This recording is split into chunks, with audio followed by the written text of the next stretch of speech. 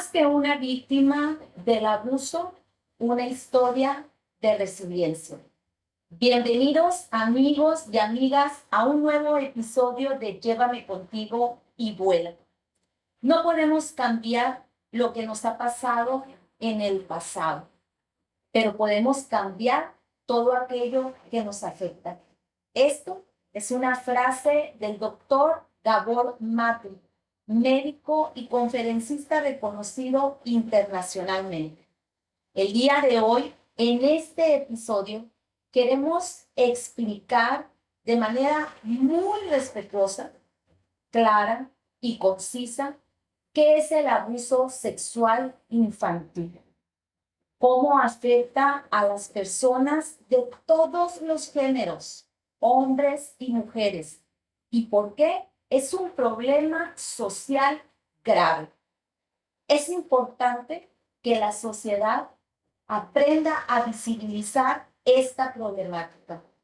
Hoy, en Llévame contigo y vuela, te ofrecemos un espacio seguro para escuchar la voz de la psicóloga y terapeuta Raquel Soto Bocotes, una víctima que ha sabido revertir los daños y convertirse en una mujer resiliente, pero también acompañar a mujeres y hombres que a su vez vivieron la misma historia dolorosa que nuestra invitada especial el día de hoy.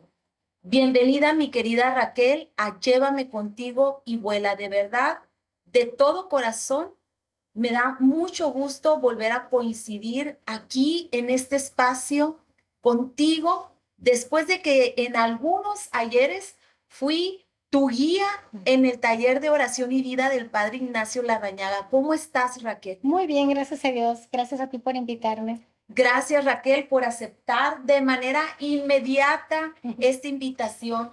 Pues amigos, como lo he dicho en otras ocasiones, desde Sonora para el mundo, para ese rincón en donde te encuentras hoy escuchándonos, te invitamos a que te acomodes y te prepares para escuchar la historia de resiliencia de Raquel. Antes de empezar, Raquel, me gustaría que tú te describieras. ¿Quién es Raquel? ¿Cómo te pueden identificar las personas que viven cerca de ti? Yo creo que primeramente me identificarían como una mujer muy espiritual. Me gusta mucho ayudar, servicial. Y siento que aunque mucha gente puede ser que crea que soy débil, me siento una mujer fuerte.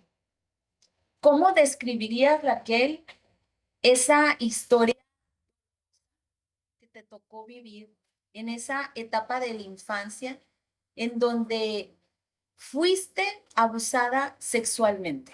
Como un calvario. Lo definiría como un calvario porque si lo comparo cuando María vio sufrir a Jesús en la cruz, yo sufrí mucho cuando no vi que tuve el apoyo de mi mamá, que en vez de ayudarme, de protegerme, fue cómplice de mis mismos agresores sexuales, porque fueron dos en su familia, un cuñado de mi mamá y mi abuelo materno. Entonces, para mí fue un calvario porque no nomás fue ella, sino también fueron primos hermanos míos, una hermana de ella. Entonces, todos contra mí, pues todos protegieron al agresor, a los agresores, se pusieron en lugar de ellos y jamás pensaron en el dolor, en el sufrimiento que yo tuve a consecuencia de ese abuso sexual de parte de mi abuelo materno y el acoso sexual del cuñado de mi madre.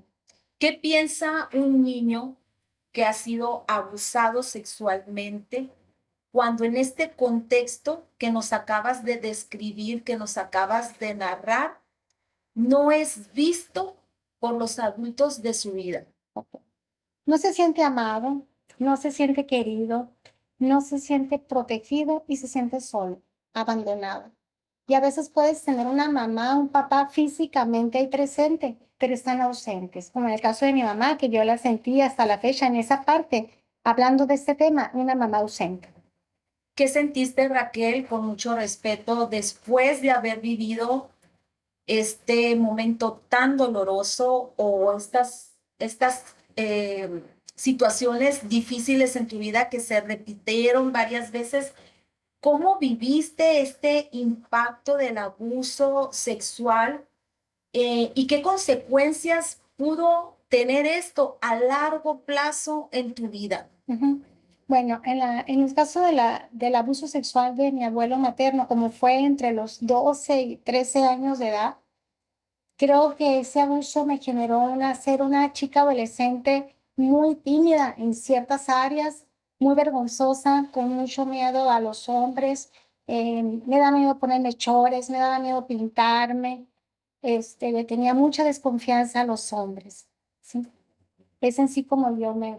esa- De entrada, puede ser que tuvo un impacto en lo que era tu identidad, tu imagen, en lo que tú proyectabas hacia los demás. Totalmente. Y en el ámbito de la salud mental, Raquel, ¿cuál pudo haber sido ese impacto que tú sufriste? Una depresión en su momento y con intento de suicidio también.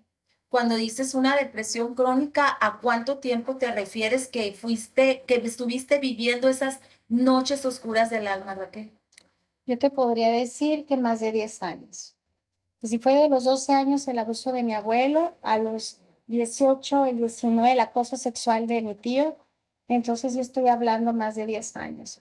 Porque yo pedí ayuda, pues, o sea, realmente me animé a pedir ayuda. Después del intento de suicidio, hubo una persona muy importante, que es la maestra Lili Encinas, es una gran terapeuta, una gran profesora de la Universidad de Sonora. Ella me vio lastimada y se me acercó porque me vio con los yeso y la venda en el salón y me dijo que sí, ¿qué me pasaba? Entonces yo le dije, pues hace 3 días me quise suicidar. Y ella de una manera muy humana, muy altruista, estuvo casi un año dándome terapia y de manera gratuita, nunca lo voy a olvidar, nunca me quiso cobrar. Entonces me animé a pedir ayuda porque a lo mejor yo en ese momento le hubiera dicho, no, no quiero. Entonces yo aproveché la actitud de ella tan humana y tan altruista de poderme brindar su apoyo y aparte me ha agarrado mucho de Dios siempre. Siempre he estado, mis guías espirituales, como es el Padre Toño, el Padre Víctor Hugo Serrano, han sido muy importantes para mí.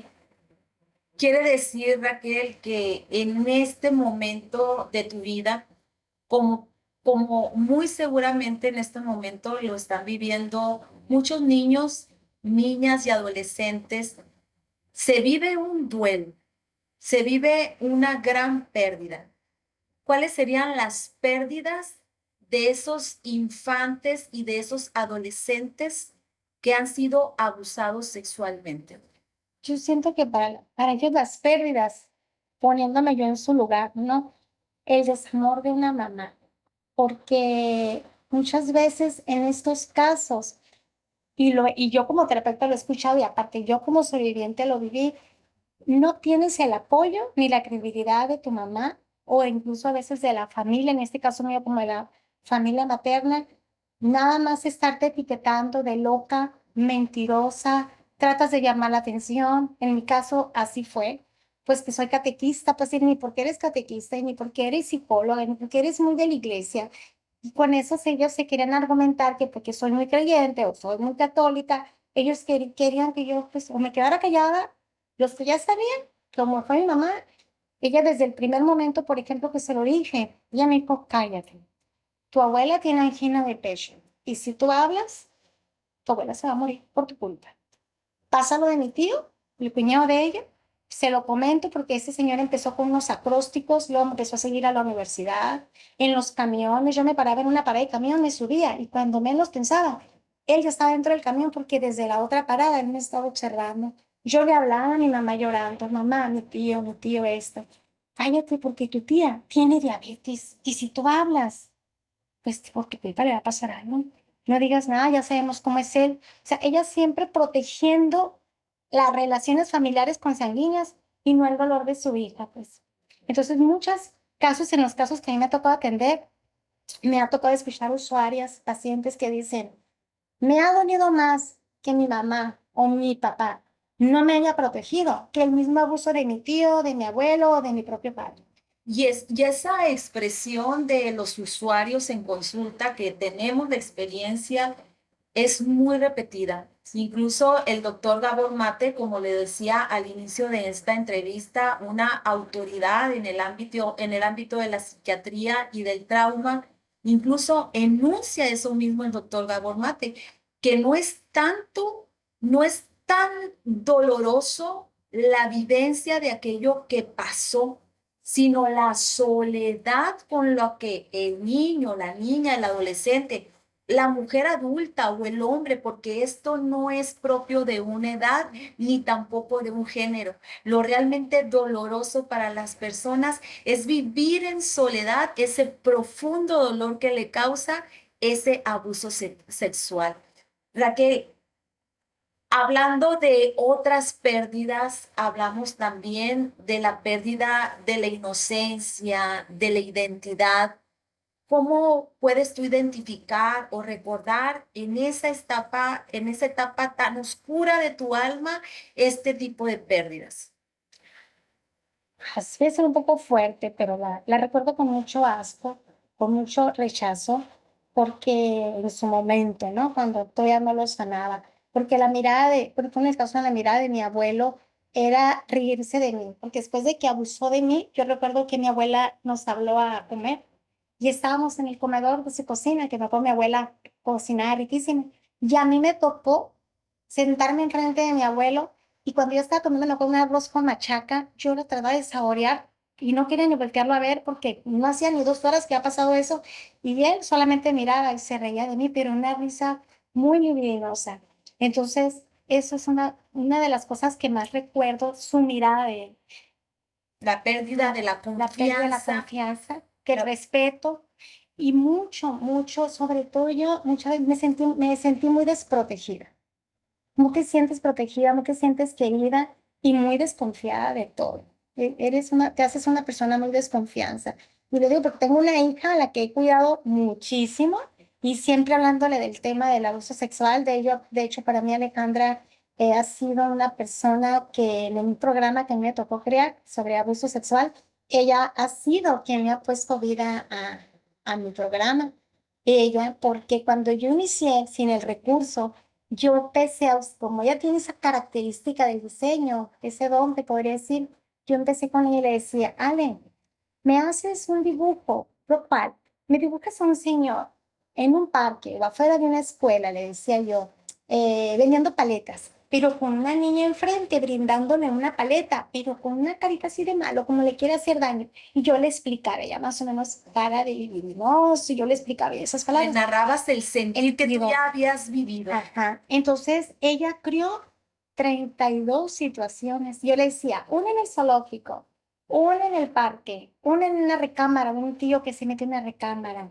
Y así sacamos 36 situaciones. Es decir, a través de estos dibujos tú recreabas aquellos posibles escenarios ¿no? en donde una persona, un niño en este caso, como tú lo fuiste en aquel momento, podía ser objeto o víctima de su perpetrador. Sí, son situaciones de riesgos que los niños pueden vivir en diferentes contextos de su vida, que a veces son lugares que uno dice, no puede pasar, como en un circo, como en tu recámara, como en la cocina de tu casa puede pasar eso. En todas partes, las más que pude sacar, y fueron más o menos como unas 36 situaciones que ella elaboró a mano con un lápiz. Después, pues empezaron a usar las tablets, pues lo pasó a digital. Ahorita ya tengo una diseñadora a mi cargo que es Andrea, muy linda también. Ella también le ha dado mucho color y vida a este material. Quiere decir que a través de esas imágenes tú pudiste plasmar también parte de tu dolor, parte de esas emociones que Raquel en esa parte de su adolescencia vivió. ¿Cuáles fueron esas emociones, Raquel, si tú las puedes recordar, que experimentaste en esa etapa de tu vida? Tristeza, dolor, abandono, desamparo. Y claro que sentí coraje. Sí que sentí mucho coraje que mi mamá no me diera mi lugar. Pero siempre, como te digo, he sido muy creyente en Dios, muy creyente. Para mí ha sido Él. Sin Él no sé dónde estuviera. Y siempre me he agarrado de Él para agarrar fuerza y no dejarme llevar. O sea, que el coraje no me gane, la tristeza no me gane, aunque en su momento sí me ganó la tristeza porque sí tuve un intento de suicidio, ¿no? Pero él mismo me volvió a agarrar. Porque a lo mejor si me hubiera dejado llevar por esa tristeza, lo hubiera seguido intentando y tal vez yo ya no existiera, ¿sí? Porque había dolor todavía. pues ya empecé pues con la terapia, mis talleres de oración, siempre agarrada de todo, el diplomado en Biblia, siempre refugiándome en Dios para todo.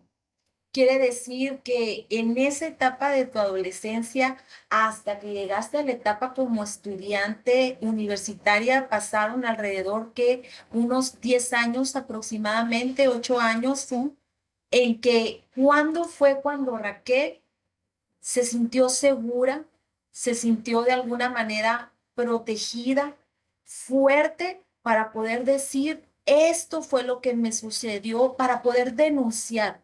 ok. Fíjese, hace como unos más de 10 años, yo llevé un diplomado de abuso sexual en CEFA Puebla. Yo trabajo para el profesor Felipe Gutiérrez, un gran psicólogo, un gran escritor. Yo recuerdo que yo conté mi situación en el diplomado y al final él es una persona con mucha calidad humana, se acerca a mí y me dice, oye Raquelita, me dice, que él me dice Raquelita, bueno, me dice, ya terminamos el último modo del diplomado, ¿y qué vas a hacer tú con esa experiencia dolorosa que viviste? Ahí la vas a dejar. Con este diplomado, mija, y con lo que aprendiste, puedes hacer algo. Tú puedes hacer algo. Pues, ¿como qué, profe? Piénsalo. Pues a Dios que tú le pides, dile. Y esa noche llegué a mi casa y empecé a pensar en un programa de psicoeducativo para trabajar con las mamás, los papás y los niños y niñas para prevenir, detectar y fomentar la cultura de la denuncia del abuso sexual. A través de ese programa ya me ha tocado en algún momento recibir un recurso federal, como en el 2014 al 2016 estuvimos recibiendo un recurso federal que trabajé mucho con el padre Víctor Hugo Nogueras La Providencia, llegamos a muchas escuelas con muchos niños y niñas, y de ese programita, que es un taller que se da de 1 hora y media, hora y 20 minutos en los salones, niños que pudieron hablar que estaban viviendo abuso sexual. Quiere decir que en ese momento, en esa etapa de tu vida, la figura afectiva de este maestro en el diplomado representó para ti una seguridad, Sí. un empoderamiento para dar el paso y denunciar, pero no solamente denunciar, sino también, como dice una de mis mentoras, Gaby Pérez Islas, capitalizar tu pérdida y transformar ese dolor poco a poco y convertirte en una mujer resiliente. Sí, el maestro Felipe sí, porque creyó en mí. Dijo, que tú puedes, Raquelita, tú puedes. ¿Usted cree, profe? Sí, haz tú puedes. Y ni siquiera me dijo que hiciera. Agarra tu experiencia y únela a ese diplomado de abuso sexual. Y después, aparte vas a trabajar para mí, ¿eh? Vas a estar coordinando diplomado. Ya no me quiso soltar muy lindamente. Y dice, entonces empecé a crear ese programa, pero no nomás programas, empecé a hacer loterías, unos tapetes, ruletas, juegos. Entonces, al programa le llamo Corazón Alerta, Cuida tu Cuerpo. Y tengo una marca de juguetes que se llaman Jugando Aprendo a Prevenir, que donde al niño, a la niña y a la familia, porque yo cuando doy el taller, cuando yo diseñé el programa y los juegos, yo no es de ponerte con el niño y la niña, yo invito al tutor, a la niña o al niño, a que esté ahí con la mamá y el papá o con el tutor que lo cuida, porque como le enseñas al niño las partes íntimas del cuerpo, le enseñas lo que son los secretos buenos, los secretos malos, las creencias agradables, desagradables, la palabra sexo, la palabra abuso, todo a través del juego.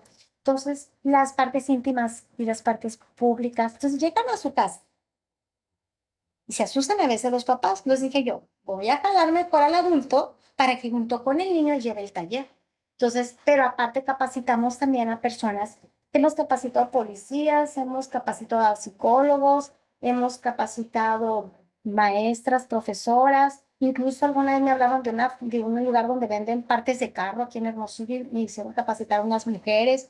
Entonces, todo lo que tenga que ver, porque el tema del abuso sexual infantil no necesitas ser psicólogo ni profesor. Todo el mundo ocupamos saber de este tema, porque realmente es un problema de salud, es un problema social, es un fenómeno social que todo el mundo deberíamos de tener ese conocimiento de habilidades de autocuidado para cómo enseñarle a un niño a prevenir y a detectar el abuso. Si tú tienes esas herramientas, vas a darte cuenta si tu hijo, tu sobrino, tu nieto está viviendo algún tipo de abuso. Quiere decir que todo ese dolor, que ese trauma que te generó haber sido abusada sexualmente, con el apoyo de las personas idóneas, que en este caso fue el maestro Felipe Gutiérrez, fue la maestra Lili en la Universidad de Sonora, tú pudiste ir sanando a la par que fuiste creando todo este tipo de programas y ponerlo al servicio de las demás personas. Sí, claro que sí, y ahí sí, con el apoyo del padre Toño García, el padre Víctor Hugo Serrano, que han sido como mis ángeles, mis guías espirituales. Raquel, seguramente viviste desafíos en este periodo en el que tratabas de salir adelante, de sanar ese dolor, de sanar tu trauma. No me puedo ni siquiera imaginar, Raquel, cuáles fueron esos desafíos. Y seguramente las personas que en este momento te están escuchando en cualquier lugar del mundo tampoco pueden imaginar cuáles son los desafíos que vive un hombre o una mujer que ha sido abusado sexualmente y el impacto de ese trauma. ¿Nos quisieras platicar qué desafíos viviste desde el ámbito de lo personal, en el ámbito familiar, en el ámbito escolar, si lo viviste, en el ámbito social? Sí, claro. Yo recuerdo cuando en el 2014, y recuerdo muy bien la fecha, un 6 de enero, y fue a las 2 de la tarde, si no mal recuerdo, 2, 3 de la tarde, publiqué mi historia en Facebook y hablé un poco de mi futuro libro, que en un día de mi vida lo voy a editar, lo voy a publicar con todo el favor de Dios. Entonces, como a las 9, 10 de la noche ese mismo día, me llegan unos 9, 8 mensajes de texto.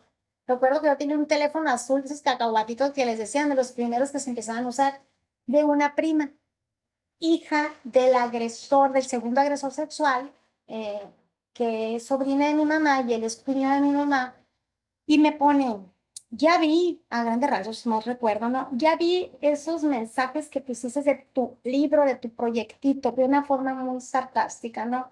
Pero el gusto que me queda, prima, me pone, que ni tu madre te quiere, ni tus hermanos, menos nosotros tu primos. Así que tú estás sola en esto, me puso. Ni tu libro, ni tu proyecto, o sea, no van a llegar a nada, ¿no? El primer desafío fue en la familia, En la quieres decir. familia, total, esas, y era ella, y luego era otro primo, y luego era otro primo, y luego era mi mamá. Dices tú, pero ¿cómo? O sea, aquí como que la mala de la película, o sea, la agresora era yo, pues, o sea, simplemente cuando yo puse esa historia en el Facebook no era para dañar a nadie. Yo pensé en niños, en mujeres, en hombres que han pasado lo mismo que yo, y dije, voy a contar mi historia para ver si alguien también se anima hablarlo, a decirlo. Créeme que hubo gente que por Messenger me estuvo mandando algunos mensajes, incluso mujeres que me dijeron, ¿por qué no abrimos una página de mujeres que hablen? Sabes que para mí, y mi esposo también me ha apoyado mucho. Ha sido tu red de Sí, apoyo. también, sí ha estado apoyándome mucho. Él no le gusta oír hablar de esto. De hecho, cuando me invitaste, me dijo, ay, pues es bonito lo que has criado, pero no me gusta, Raquel, que hables de eso, me dice, porque sé, yo te he visto lo que has sufrido, lo que has llorado, lo que has luchado, me dice, con tu mamá y con ciertas personas. Al contrario, le digo, voy a ir a dar voz a otras mujeres, a otros hombres, a otros niños y a otras niñas para que también eliminen esos mitos y esas creencias, porque una de las cosas que yo me he encontrado más es que es guardar el secreto, es no hablarlo porque es la familia y como es tu mamá y te dio la vida. ¿Cómo tú Ya ves que el cuarto mandamiento dice, honra a tu padre y a tu madre. Esa es una creencia. Es una Entonces, me estás creencia. hablando de que el abuso sexual infantil está rodeado de mitos y de creencias que tenemos que ir eliminando. ¿Cuáles serían esos mitos y esas creencias, Raquel? El creer, primeramente minimizar el abuso. O sea, mucha gente cree que el abuso sexual es cuando ya llega una violación, cuando hay una penetración. Y hay abusos sexuales donde no necesitan ni tocarte, porque hay un abuso sexual sin contacto físico. Y esos abusos sexuales también dejan un trauma. Recuerdo una paciente que me decía, mi papá nunca me tocó, Raquel, nunca me tocó, pero él, yo recuerdo, me dice que en el baño hizo un hoyo por la pared que daba para el patio y la miraba. Y si yo recuerdo su mirada y escuchaba su respiración cuando él me espiaba bañando, me dice.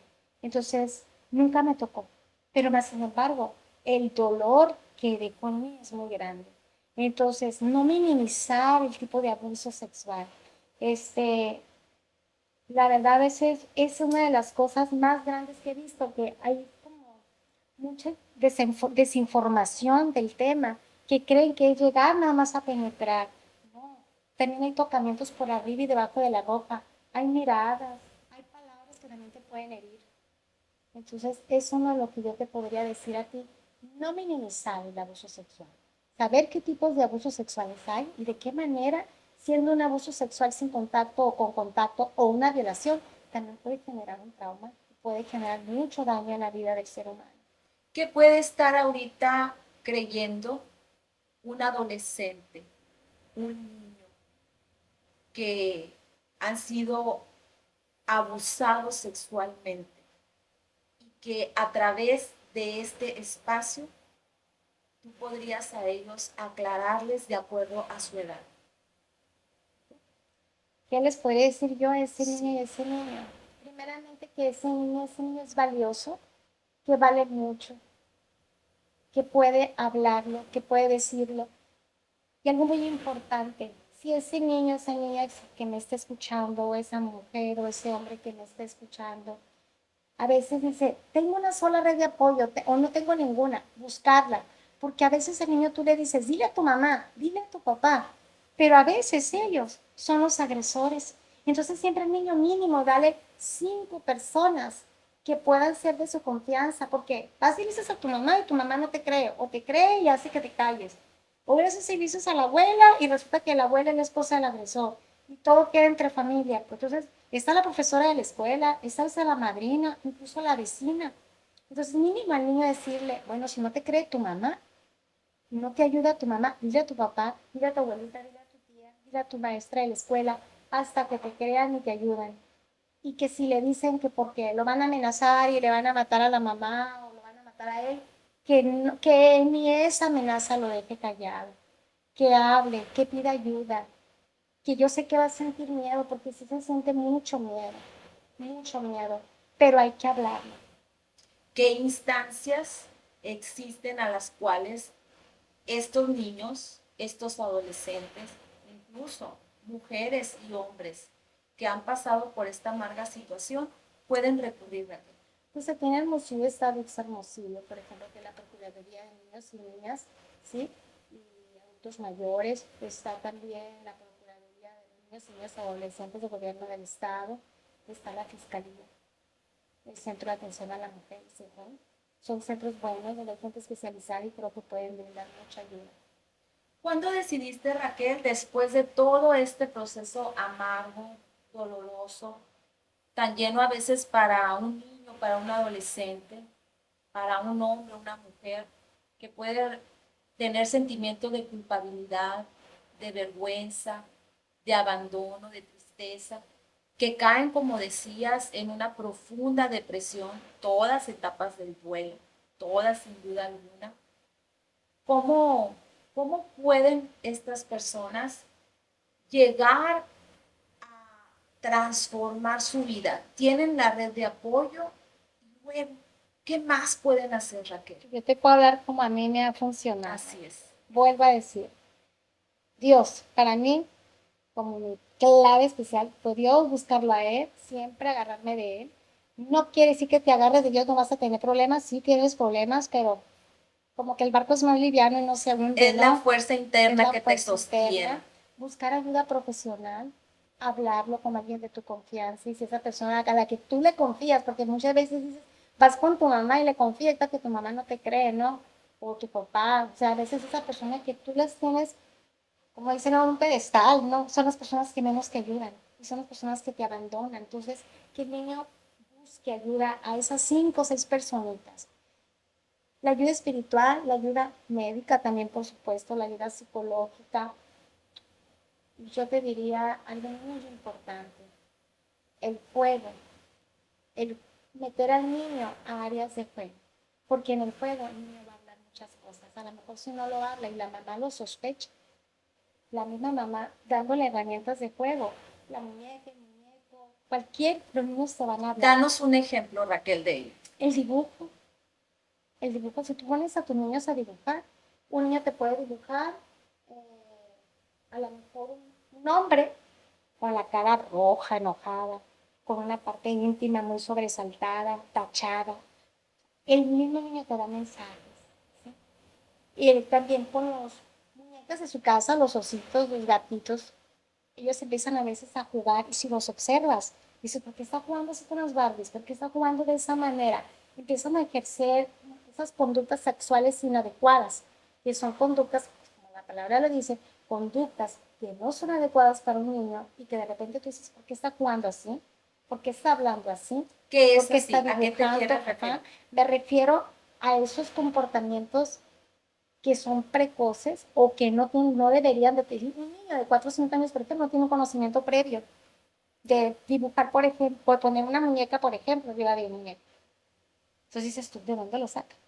Entonces son cositas que a veces ni para ser psicólogo en tu misma casa lo puedes ver con tus Son niños. indicadores de alerta para las personas que están alrededor de estos niños o de estos adolescentes, pero específicamente acabas de hablar que a través de lo lúdico los padres de familia pueden o nos podemos dar cuenta de esta situación.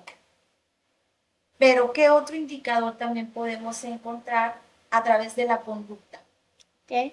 Nada más aclaro, los indicadores que mencione no es que exactamente si yo te digo que esté rosado, que se esté rascando mucho, que se esté peleando con el brazo del sillón, que empiece a tocar las partes íntimas del papá o de la mamá, o empiece a besar en la boca de la mamá con mucha fuerza. O sea, sí son indicadores, pero hay otros indicadores que no puedes generalizarlo, pues es que es para que estemos alertas. No es como que, ay, el niño está rosado de su parte íntima, a lo mejor me va a acusar sexualmente. No precisamente, pero hay que estar alertas a eso, siempre estar alertas. Y otra cosa, que el niño vas y lo dejas a veces a la casa del abuelo, del tío, de ese familiar con el que tú vas y lo dejas para que te lo cuide. Y el niño no quiere, no quiere, y hace el berrinche y llora y tú, y hazlo, y esto bueno, y lo vas a respetar, y respeta a tus adultos, respeta a tus mayores, Bésalo, bésalo, abrázalo. abraza, y el niño no quiere. Tenemos nosotros que respetar esos límites que el niño está poniendo también. Eso es un indicador. ¿Por qué no quiere ir a esos lugares que antes le agradaban? Preguntarle, ¿qué haces con tu tío Pedro, por ejemplo, o con tu tío Juan, o con tu tío Alfredo? Cuando juegas con él, ¿a qué juegan? ¿Qué haces o qué comes que no te gusta? Hay algo que hay ahí que juegas que no te gusta, porque tú sabes a veces que el agresor sexual maneja el abuso como un juego.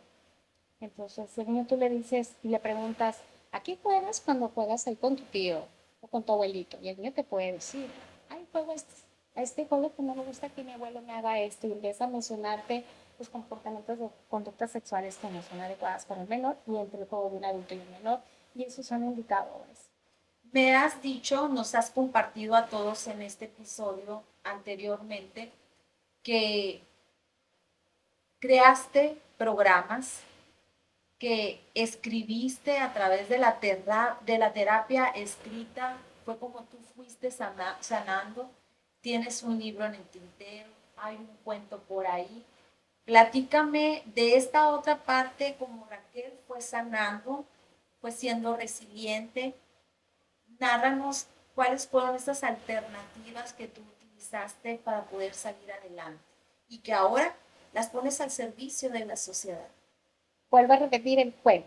Cuando empecé a crear el programa de Corazón Alerta Cuida tu Cuerpo, fue a través del juego, a través del sociodrama, que para mí es lo que más me ha funcionado en las capacitaciones cuando se los damos a los adultos y se los damos a los niños y a las niñas, porque llegamos a las aulas y manejamos las situaciones de riesgo que te mencionaba, que son como en forma de caricatura, pero también cuando hablamos de los temas básicos, que son como los ejes temáticos para hablarles de un taller de prevención de abuso sexual a los niños, como es la palabra prevención, lo que es la palabra sexo, partes íntimas y privadas, caricias agradables, desagradables, secretos buenos, secretos malos, a quién pedirle ayuda, de qué se vale un abusador, qué frases puede usar el niño para poder pedir ayuda. Entonces, cada uno de esos temas que yo te menciono en el aula al niño se le manejan con juegos, acompañado de su tutor, ¿sí?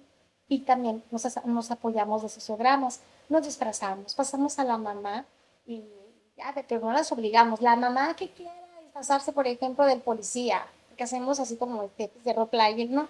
Y el niño ver a la mamá que se viste de niña, por ejemplo, y llega el policía con el que van y denuncian, y luego de repente vestimos a un señor de abuelo o de tío, del señor de la tienda que le ofrece el gansito. Entonces, ver al niño actuar a la mamá diciendo, no, yo no quiero ese gansito, no me gusta. Entonces, ponemos pelucas, moñitos, collarcitos, y luego, por ejemplo, ponemos un señor vestido de un señor de una tienda, de un abarrote. Entonces, hacemos ese tipo de sociodramas y al niño se le queda más grabado.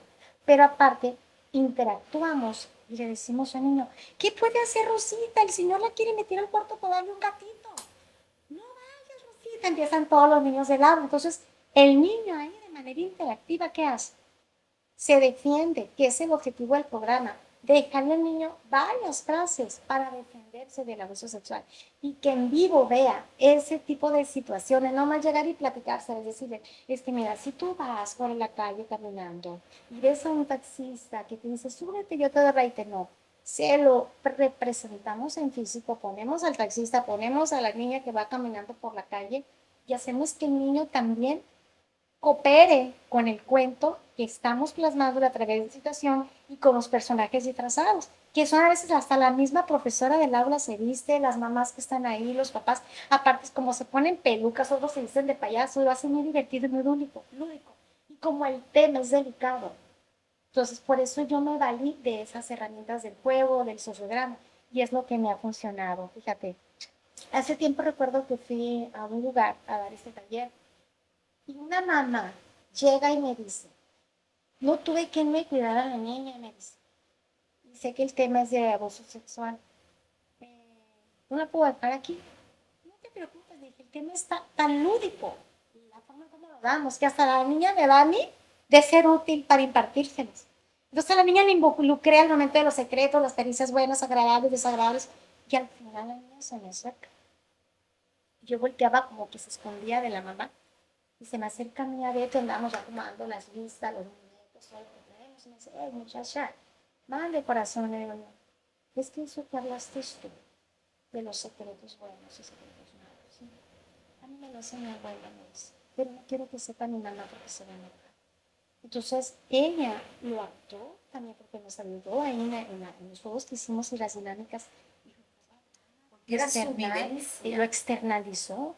Y pues sí, hicimos ya inmediatamente, como que le pasó a este reporte a la directora de esa escuela y se hizo la denuncia. Este programa, Raquel, del que tú fuiste creadora y que también tú misma, porque yo estuve presente, fui madrina en alguna ocasión de una institución educativa aquí precisamente en nuestro estado, en donde, y ojo para todos los maestros, las maestras, los líderes educativos, supervisoras, jefas y jefes de sector, hay muchas estrategias para los cuales incluso si ustedes trabajan en escuelas públicas y no cuentan con este recurso, utilicen la estrategia de buscar padrinos y madrinas con los cuales ustedes puedan llevar este programa del cual Raquel nos está mencionando, producto de su vivencia, de su experiencia, de sus conocimientos.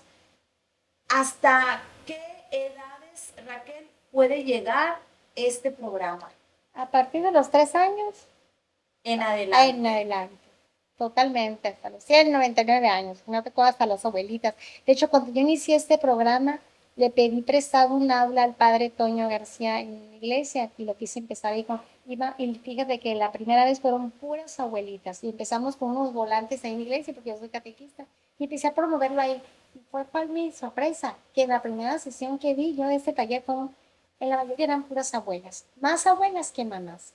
Entonces las abuelas también son cuidadoras. Por eso te digo, cuando yo creé el programa dije, no nomás voy a llegar al aula y dársela al niño, sino también al tutor. Muchas veces la mamá está trabajando y deja al niño o a la niña con la abuela materna, con la abuela paterna. Entonces, a ellas también tenemos que darles herramientas. A eso se nos cuidan a nuestros pequeños.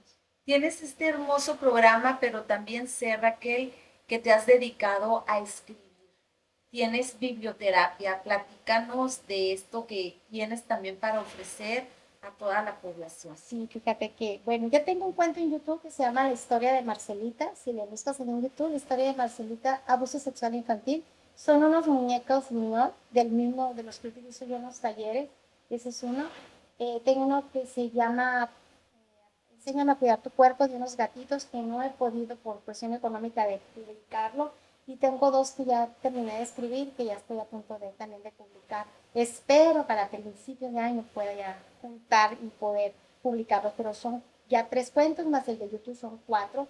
Y tengo 2 manuales, uno que se llama Corazón Alerta, Cuida tu Cuerpo, y el otro manual se llama Jugando Aprendo a Prevenir.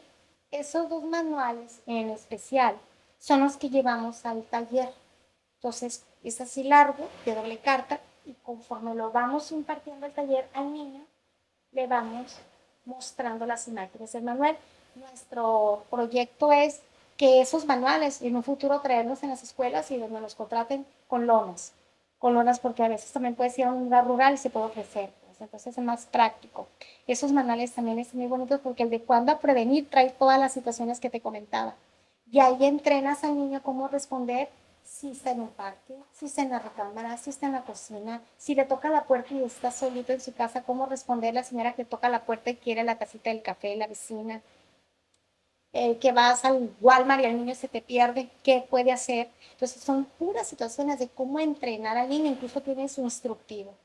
Se me ocurre ahorita, Raquel, que en nuestro estado, en nuestra ciudad, en Hermosillo, Sonora, en el país hasta donde se escucha Llévame contigo y vuela, incluso para todos aquellos seguidores de Llévame contigo y vuela que están en otros países, en Europa, que están en el continente europeo, España, donde nos escuchan mucho, que también en Estados Unidos. Sé que hay empresas socialmente responsables y si ustedes quieren a través de sus empresas impactar de manera positiva a la sociedad y dejar un legado preventivo en esta parte de la población tan vulnerable que son niñas, niños y adolescentes, esta es una gran oportunidad para acercarse con Raquel Soto y ayudarle a que esta biblioterapia, nacida de esa experiencia que te tocó vivir en tu adolescencia, que pueda también ser esa terapia sanadora a través de la palabra escrita que llegue a niños, niñas, adolescentes, a los tutores, a las y a los docentes, a los padres de familia, así que también a las autoridades gubernamentales, aquellas organizaciones no gubernamentales, tienen una gran oportunidad también de ofrecer ese servicio a la comunidad, de cumplir con esa misión, con ese propósito y de manera conjunta, unida, tomados de la mano todos, ir trabajando para prever en lugar de lamentar. ¿A qué teléfonos, a qué redes sociales las personas que están interesadas en llevar a cabo este programa en su escuela, en su comunidad, aquellas personas que quieren tener en su biblioteca, ya sea familiar, escolar o institucional, porque también, como decíamos ahorita, este problema de salud mental causado por el abuso sexual no es propio de una edad ni tampoco de género. Y que estos libros puedan llegar hasta allá. Diles, Raquel, cómo pueden encontrarte en redes sociales, en teléfono, en correo electrónico y poder tener un acercamiento contigo. Sí, la página está en Facebook, se llama Corazón Alerta, Cuida tu Cuerpo. Mi celular es el que tengo para este tipo de contratación, que es 6621 55 16 31. Gracias, Raquel. Finalmente, ¿qué crees, Raquel, que la sociedad en este momento pueda, de qué manera puede contribuir a ello?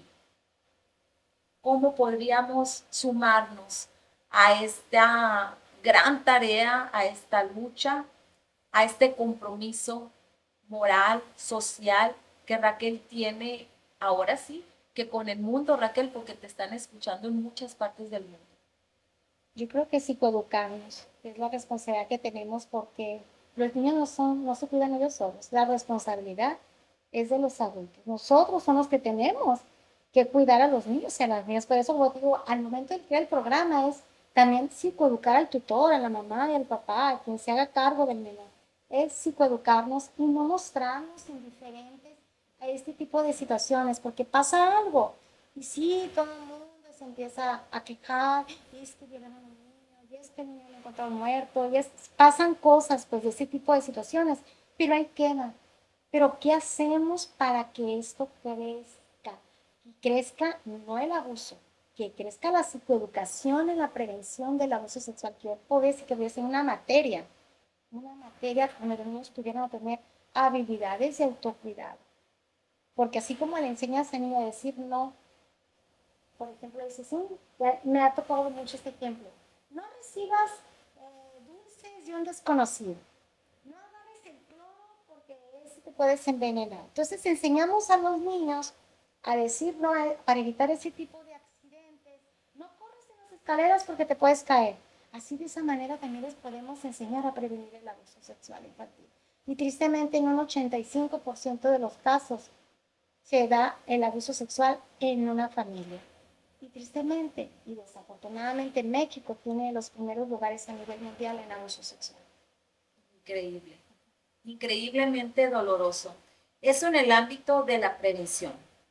Pero si las personas ya pasaron por el abuso sexual, la siguiente pregunta sería, ¿es posible, Raquel, sanar este trauma? Sí, sí, sí, claro que se puede sanar, para eso hay gente especializada en los temas, psicoterapeutas. Tienes que saber buscar una tu terapeuta, porque incluso hay terapeutas también con mucha confianza me dicen, Raquel, yo no me animo, la verdad, a trabajar ese tema. Tú eres una psicoterapeuta especializada en este ramo. Sí, me ha gustado mucho trabajar, leo mucho, he cursado diplomados, me gusta mucho estar, la verdad, actualizándome en el tema. Y creo que no hay muchos psicólogos especializados en el tema, ojalá hubiera más que se agregaran y se especializaran en ese tema, pero no cualquiera de verdad lo trabaja porque es un tema que te mueve mucho, es muy delicado y la verdad sí tienes que tenerle mucho amor a esto, como dices tú, es una misión, yo lo siento como una misión. Existen técnicas, Raquel, a través de la psicoterapia que se pueden emplear con sus consultantes para poder sanar este trauma. Sí, sí, por ejemplo, está la terapia cognitiva, el juego, que yo lo manejo no nomás con niños, cuando estuve un tiempo trabajando mucho con niños, también con adultos, manejo el juego, la arteterapia, o sea, son unas técnicas fabulosas en lo que es para trabajar la sanación del abuso sexual. En tanatología, o al menos yo también en mis terapias, en el acompañamiento que doy a las personas que vienen a mi consulta, suelo mucho utilizar también diferentes recursos, diferentes técnicas. Entre esos recursos dentro de la psicoeducación, me atrevo a preguntarle a mis consultantes si les gusta leer o si les gusta, si prefieren escuchar un libro, porque he aprendido que también el duelo no solamente se sana a través de sentirlo, de llorarlo, de validar las emociones. Un duelo por perder también se sana con inteligencia. Me gustaría que para aquellas personas que todavía están dudosas, Raquel, en este momento, de establecer una denuncia, de acudir con un experto en este ramo como lo eres tú. ¿Qué libros, qué bibliografías podrías tú recomendarle para que en tanto va eliminando estas creencias, pero también el miedo, puedan ellos ir consultando? Está un libro que me gusta mucho, yo digo que es como mi Biblia porque está súper grueso, que se llama El coraje de sanar, que es una guía práctica para sobrevivientes del abuso sexual. Eso es muy bonito ese libro porque no nomás es la parte teórica, sino que también te maneja los ejercicios. Por ejemplo, en un capítulo que dice los efectos. Entonces te habla de esos efectos que tú actualmente tienes a consecuencia del abuso sexual. Viene una serie de cuestionarios. La primera parte dice, por ejemplo, dice, los efectos en tu autoestima y en tu poder personal, los efectos en tu intimidad, los efectos en tu sexualidad, los efectos con tu familia de origen, los efectos en la relación con los hijos, los efectos con la pareja. Entonces, cada uno de esos temas que te manejo trae de 12 a 14 preguntas. Entonces, la persona lo contesta y al contestarlo se autoevalúa cómo está en esa área actualmente. Ese libro, la verdad, del Coraje de Sanar, es uno de los libros que sí a mí como terapeuta me ha servido mucho, pero primero como paciente lo sé, porque Claro. también yo, para sanar, yo también estuve en terapia. Claro que estuve en terapia. Y es algo, estuve buen tiempo en terapia. Es un libro altamente terapéutico Sí. entonces, pero también hay que aclarar a los que nos están escuchando y que están pasando por este dolor, que tienen el trauma de haber pasado por esta amarga y dolorosa experiencia, que sí, es importante leer, conocer qué es lo que nos pasa para comprender, pero no soltar tampoco a esa red de apoyo que viene siendo el psicoterapeuta, que viene siendo un tanatólogo, un acompañante espiritual. Y yo le sumaría, porque me tocó, como lo dije al principio, en algún momento de nuestras vidas nos tocó coincidir. Tú eras tallerista del taller de oración y vida del Padre Larrañaga y yo era tu guía de oración. Y precisamente ahorita en el mundo se está poniendo en marcha de nueva cuenta el taller de oración y vida. Sí, entonces me gustaría, Raquel, que platicaras cuál fue tu experiencia con este taller altamente terapéutico. Mi experiencia fue la meditación, la contemplación, el orar y disfrutar la oración, disfrutar hablar con Dios, diferenciar entre rezar y orar, porque rezar puedes agarrar una oración y bachetearte y recitarla, pero orar, hablar con Dios, es hablarle como ahorita te estoy hablando a ti, como le puedo hablar a ella, a él, es decirle, Jesús, yo me siento así. Bueno, ahorita antes de empezar la entrevista le dije, Jesús, habla tú por mí, guíame, dime qué quieres que le diga al mundo, cómo quieres que dé este mensaje a las personas que entiendan la dimensión de este problema. Incluso hasta el Papa Francisco ha trabajado mucho en este tema. Y hay una pregunta, amigos y amigas, que en el taller de oración y vida siempre viene ahí en la sesión. ¿Qué haría Jesús en tu lugar? Y a mí me gustaría, antes de despedirnos, que ustedes se quedaran con esta pregunta. ¿Qué harían ustedes en el lugar de Jesús? ¿Se voltearían y serían capaces de ignorar el dolor por el que está atravesando su hijo, su hija, una hermana, un hermano, una amiga, un compañero de trabajo? O bien, actuarías como lo haría Jesús en tu lugar, conectando de corazón a corazón, actuando desde el amor incondicional, abrazando, ser compasivo, empático, respetuoso, escuchar con el alma. Quédate con esta pregunta. ¿Qué haría Jesús en tu lugar? Raquel, no me resta más que agradecerte desde el fondo de mi corazón esta entrevista que nos has regalado, no solamente a mí, al mundo, esta entrevista que yo también, así con esa fe creyente de Dios, pido que este episodio se multiplique a millones de personas en el mundo y que infinitamente sean muchas las personas, Raquel, que te hablen por teléfono, que quieran conocer de tu programa, que necesiten esos libros que sirven como terapia y que se atrevan también a solicitar los servicios de la psicoterapeuta Raquel Soto Boporques, quien más de haber quedado con un trauma supo ser resiliente y hoy día se está dando de corazón a corazón con las demás personas. Que Dios te bendiga, Raquel, siempre. Muchas gracias a ti por la invitación. Dios te bendiga y también bendiciones a todas las personas que están escuchando. Gracias, Raquel. Pues amigos, es así como terminamos un episodio muy interesante, un episodio altamente emotivo, estremecedor, pero también muy inspirador.